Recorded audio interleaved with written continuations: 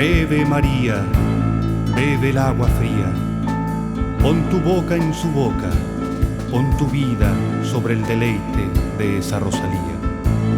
Desde tu pie dormido hasta tu pelo, súmate al agua en flor, lágrima viva, dilúyete en cristalino terciopelo. Baja tu frente hasta tocar la piedra, busca llorando la raíz del agua, búscala de rodillas en la tierra. Cantico caliente.